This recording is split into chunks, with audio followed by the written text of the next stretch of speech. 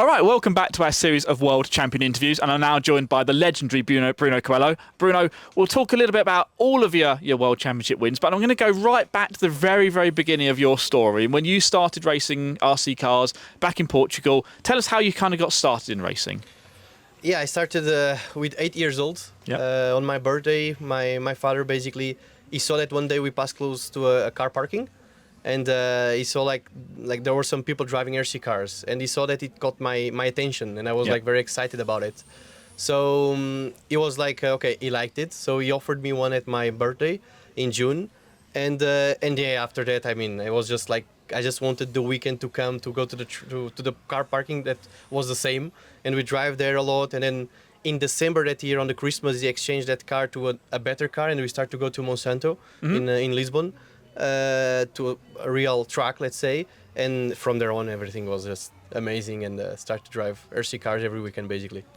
And then snowballed from there. It got more races. You picked up some sponsorship, and then I guess the time when the world really got to know you was the World Championships in Florida. Yep. When I guess in many ways that was the time when everybody.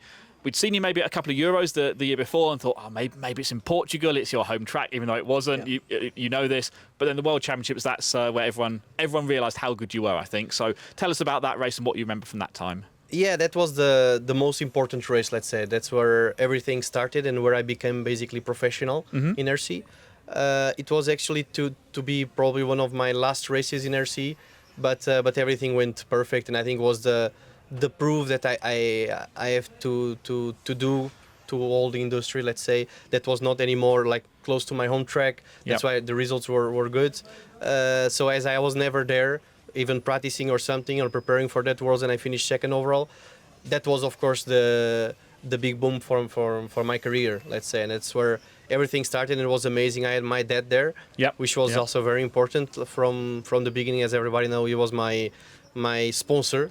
Yes, he was paying for everything, and that was a very special moment for both of us and for my family. That from there on I start to be professional, start to make this much more professional way, and from there on was just going up and up and up. And then let's jump forward to your first World Championship victory. Tell us about what you remember from that week. Yeah, not much. I was super nervous, so it was. The week started very bad because on two drive I was not good. I was really doing not good with it. And then when start four drive, everything changed. So I think I won all practice for the beginning, all the qualifiers, and then the finals. The car was just amazing. I mean, I also had in that time the luck that X-Ray came out with the XB4 in that time. Yep. That was just 2 steps ahead all the other cars. So. Yeah.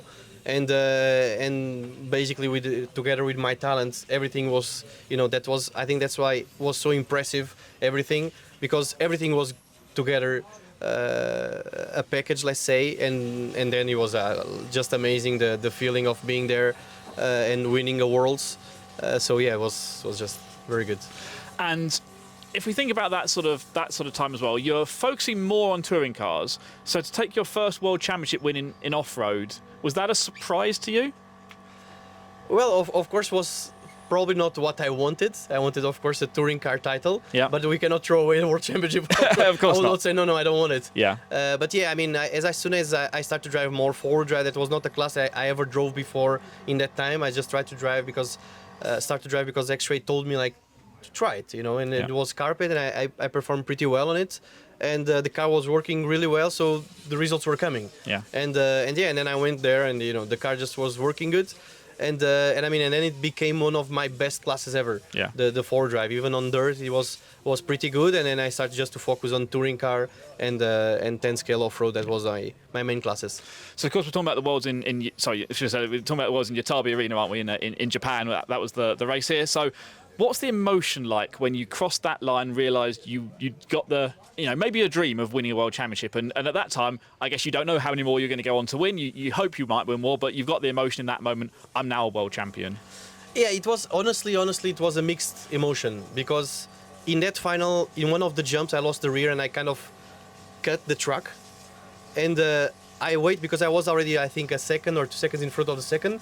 I waited the second to come in, And when he arrived, I started again.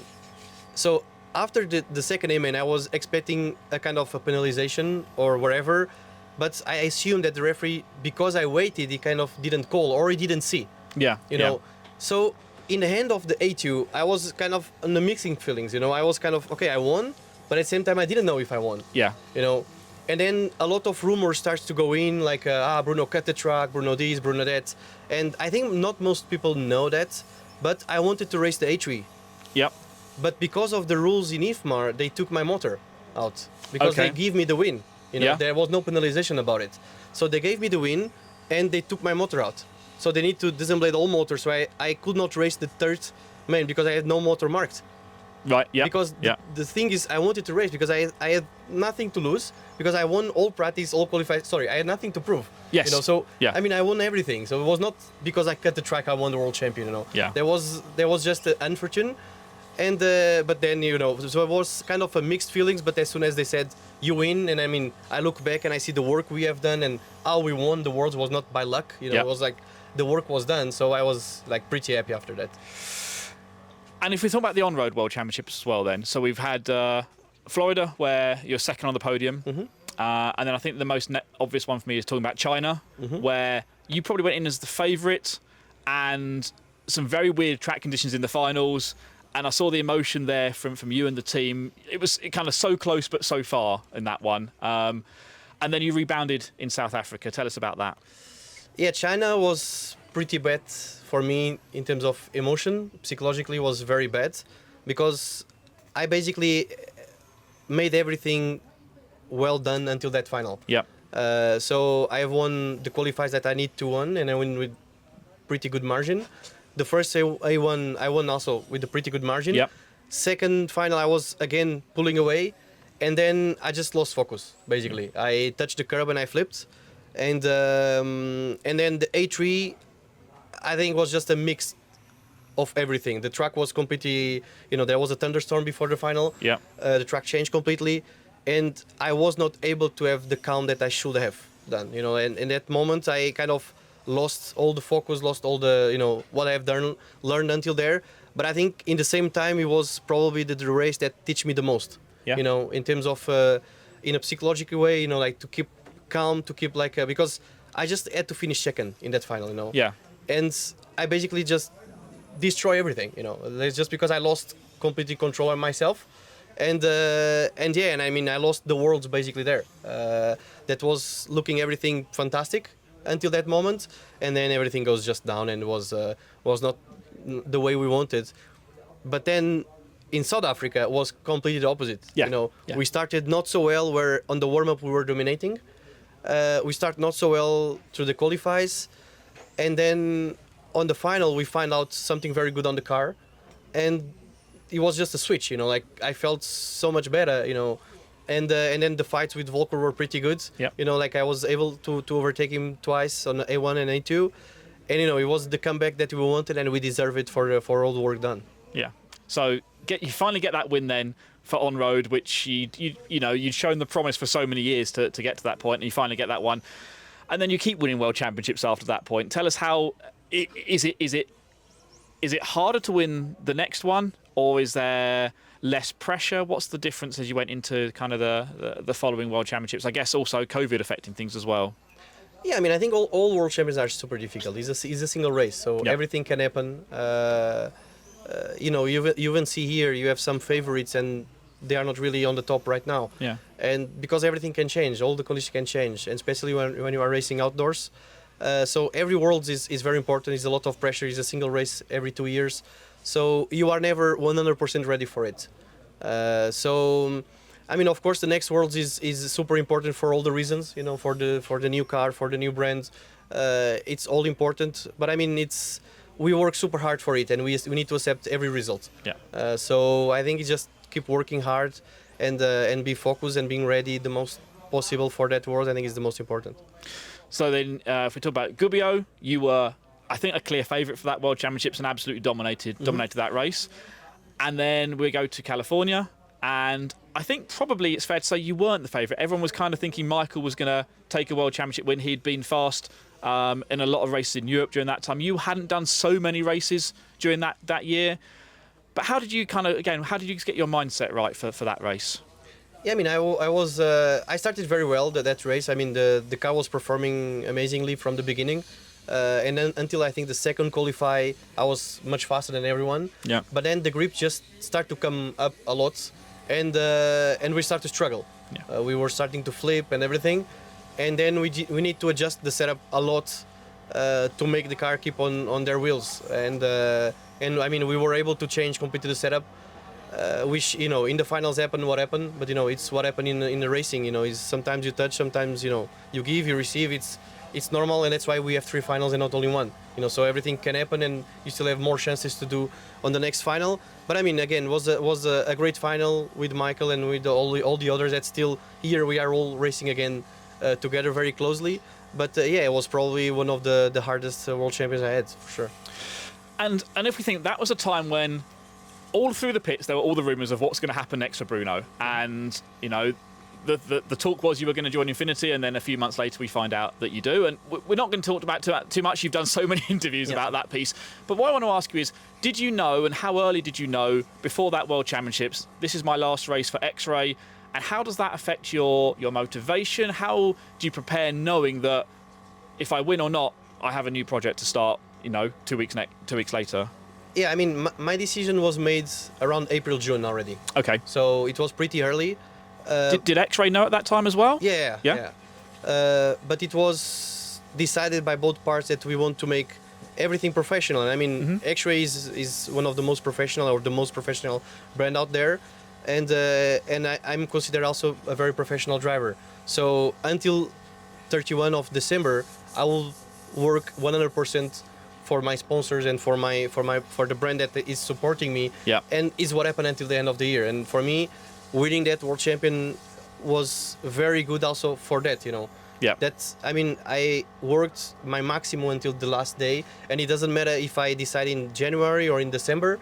It doesn't matter. I will keep working on the contract that I have by respecting everything and everyone. Yeah. And I think that's the most important when you have a contract, is to respect the ones that, you know, have supporting you and you have decided to work with them.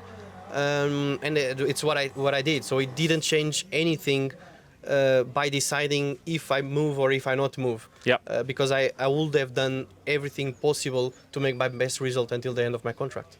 And obviously by winning the World Championships, you did exactly that. Yeah. And you mentioned that, you know, there have been a lot of close races, and you're, I think, recognised as quite an aggressive driver sometimes. How do you kind of react to when people say those sorts of things to you, either at the track or on social media and things like that? What's your take on that?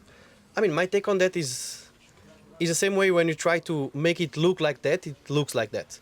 Yep. If I look back to all the races in the past, all World Championships, and I see you know, Aras, Massamis, Marks and everything, and I watch, and they're all crashing together at the World Championship. They are all making this kind of thing, Giles and all drivers, and I see all they crashing together, and I don't see any drama, you know. Even in America, I touched Michael, it's true, but there was another touch behind us that probably avoid some drivers to win the Worlds, you know. Someone comment something about that, you know. So my question is, yeah, they talk because it's what they want to show. You know, because there was another things happening that nobody talks about. You know, there was another races where drivers take out, sometimes intentionally, and you can see it, but nobody talks about that. You know, because they don't want to talk. It's different. So when I see this kind of thing, and sometimes coming from some drivers that they do exactly the same, you know, it's kind of, for me, loses all of the value, you know. Because we are racing, we are making, you know, our best to do our best. I mean, for me, crashing someone out, it's not that I'm gonna gain, because I never ever, and you can check all the videos, never ever crash someone and I gain from that. Never happened. All the time I made some mistake, it cost me myself also. And other drivers the same. I mean, we don't crash intentionally out just to get the benefit from that normally, or at least I don't try to do it. Yeah. You know, and normally I lose much more than the other driver. You know, so I mean, it happened what happened. It's normal if you are more aggressive driver and you drive much closer than the other, you're gonna touch more. I mean, it can happen, you know, it's part of the thing, you know, but it's something that doesn't really change my way to be. I try to be as much respectful as possible. When I do a mistake, I try to assume it as fast as possible. So when I crashed Michael in that Worlds, I was the first to come to him and say sorry about that.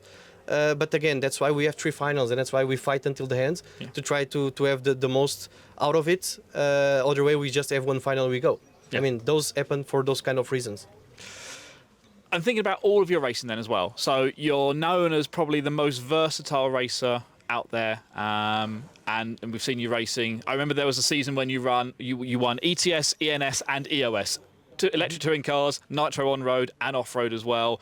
You're now doing nitro buggy racing too. How do you balance all of that up, and how do you transfer the skills between the different classes? Yeah, I mean, it's for me, it's quite easy to adapt class to class. But for that to happen, of course, you need to have a team behind you working with you to make everything ready, from preparing the cars, from having the setups ready, for having the knowledge of all the conditions what to do. Because of course, if I have to do it alone, I could not. To come to every race and know exactly what to do in every occasion is impossible for anyone to do, because it's so much work just to do one class and to know everything. All the conditions when change, what to do in every time. To make 3 classes is impossible. So I believe all those successes is mainly because of all the team behind. Even now that I wasn't here testing, so I wasn't here since last year ETS. And I come, and of course I have the setup from the team, because I was focusing on the off-road and working on the off-road, and I had no time to come here. So I mean, this happened because normally we have a team behind you, and I think the most successful, or 60 part of it, comes from the team behind, and to make everything ready for you to race and perform the best. You've talked in other interviews as well about how part of the decision to move to Infinity was about actually racing in less classes yourself, giving you more time to focus on 1 or 2 classes that you maybe preferred or thought you could do better in. But I guess a big part of that as well is also there's a life outside of RC. Everybody's, it's a job for you, absolutely, but people in the real world get weekends. Okay, you're racing on weekends, but you still get some time off. Tell us about your life outside of RC, your family and things like that. Yeah, I mean, the bigger plan was, of course, to move and to be together with Francesco again, to make a new project, to make a new car, and to come with something new, because I could have continued doing the same work, but it was going to be the same for more years, driving many classes and doing all this kind of thing. And then I had the chance to make something new, and that was a thing that always excited me. That was to create new projects, to enter in new things. That is not just a brand that you are going there just because the conditions are better, but because they provide you the chance to develop something that you are going to be the first doing it, And that happened with Wing in that time after the Japan. Happened with Wing. Wing was not known in that moment in RC much. It was all about LRP and much more, I believe, in that time. LRP wanted to enter in the market, wanted to make a new software, new, speedo and everything. We made everything from the zero, and today Wing is what it is, based on a lot of work done by many drivers. But there was a project behind it, The same happened with Montec, the same happened with Sanpada, with many other companies, that I really love to enter in those kind of projects where they tell you, we want to make something different, we want to make something new. And I like these kind of ideas, and I like these kind of projects. But this one was, of course, one of the most important and one of the most difficult changes in my life, because, it's not easy to change the brand that you are there for like 10, 11 years. It's not a decision that you say immediately like, okay, let's go. It's something that you need to take in consideration, everything. But yeah, this was a very good moment. And I mean, for the moment, the thing I wanted, that was to stay more time at home and have more time at the family, is not happening. It's not happening because I'm being involved a lot in the project, on the part of development, of the part of everything from the first part until the car is in the market. Marketing, all the things, I've been involved on that. So of course this is the first car, and it has a lot of work. From now on, I think everything is gonna just roll much easier. But I mean, it has been fantastic, and I mean, the future is, the idea is like to race a little bit less, but to focus more on those important classes, because before I did 5, 6 classes, and now I think I want to do like 2, 3 classes maximum, and focus more on those classes, to be more ready on those classes. And let's touch on your life at home and your wife and everything, and life in Portugal. So you're living in just outside Lisbon, is that right? Yeah. And what's What would a typical week, if there is such a thing as a typical week, be for Bruno at the moment? Yeah, I will wake up in the morning. I will take the breakfast. While I'm taking the breakfast and the coffee, I'm checking the emails, checking if everything it's fine. Then I probably go to the shop, the workshop, what I have, and I prepare something if I have to prepare something, because normally everything is in the bags and I try to not remove much from it. Yep. And prepare everything. Then sometimes I go to lunch alone at home, because my girlfriend is an architect, so she works on an atelier, so it's not at home. So I will lunch alone, or I go to my parents and I have a lunch with them. And then on the afternoon it's more the same, checking emails, replying to some things. Now as I said, I'm more in the part of the development, so there is a lot of reports to do, a lot of Yep. Writing emails, writing everything, check this, check that, a lot of talking.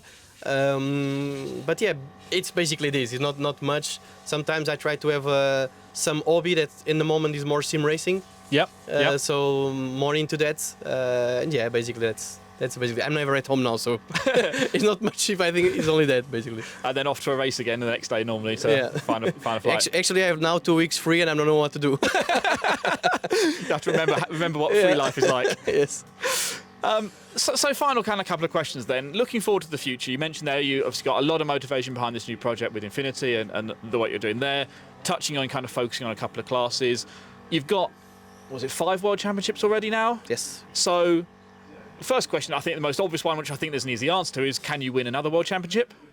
Yeah, I will try my best to do it. I mean, I think we all can win, and we see the world champions how they go up and down. As I said, it's a single race for 2 years, so everything can happen, and we are working hard to make it happen together with the team. So, I mean, I think I have pretty big chances to do it.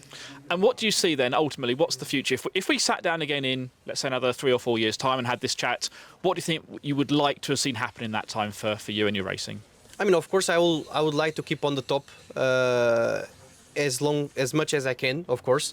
But I also would not like to be on the races where I'm fighting to be in the A main. Yep. So I would like to call it an end before that happened. Mm-hmm. Like to be attached to a project or to a brand where I'm part of the development part, or part of team managing, or making something like that.